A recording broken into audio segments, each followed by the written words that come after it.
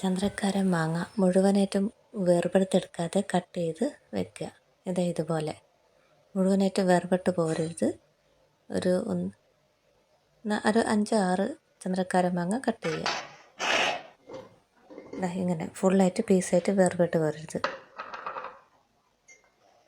അതിനുശേഷം അടുപ്പത്ത് ഉപ്പ്, മുളക്, മഞ്ഞൾപ്പൊടി ഇതിട്ട് തിളപ്പിച്ച വെള്ളത്തിലേക്ക് ചന്ദ്രക്കാരൻ മാങ്ങ, മുറിച്ച് വെച്ച ചന്ദ്രക്കാരൻ മാങ്ങ ഇടുക.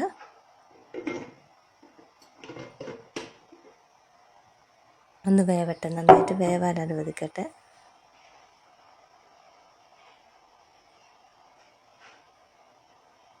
നല്ല തിളച്ച ഇതിലേക്കാണ് നമ്മളിട്ടത്. ആവശ്യത്തിന് ഉപ്പ്. അതിലേക്ക് അത് ഒന്ന് കുറുകി വരുമ്പോൾ അതിലേക്ക് ഒരാണ് ശർക്കര ഇട്ടിട്ട് ഇളക്കുക. ഒന്ന് ഇളക്കി കൊടുക്കണം. ആവശ്യത്തിന് ഒരൊറ്റ ആണ് ശർക്കര മതി. മാമ്പഴത്തിനും മധുരം ഉണ്ടല്ലോ. എന്നിട്ട് ഇതങ്ങനെ അടച്ച് വയ്ക്കുക. അതിനുശേഷം നല്ല തൈര് നന്നായിട്ട് കടഞ്ഞെടുക്കുക. ഇതുപോലെ ഒന്ന് വെന്ത് വരുന്ന മാങ്ങ ഒന്ന് ഇളക്കി കൊടുത്തിട്ട്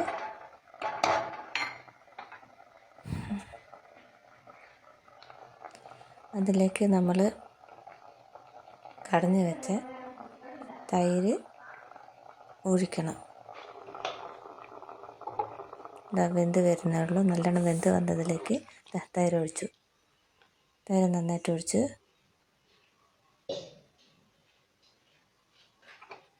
അതൊന്ന് ഇളക്കി കൊടുക്കണം.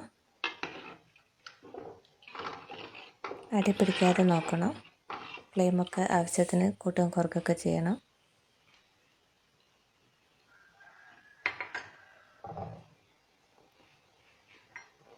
എന്നിട്ട് ബാക്കിക്കൂടെ ഒഴിച്ചിട്ടുണ്ട്. ഇതും അത് തന്നെയാണ്. വേറെ അരപ്പൊന്നുമില്ല.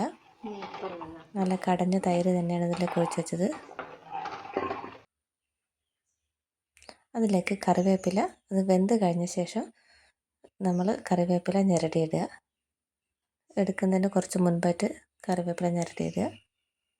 ഇത് നല്ല സ്വാദിഷ്ടമായ കറി തയ്യാറ്.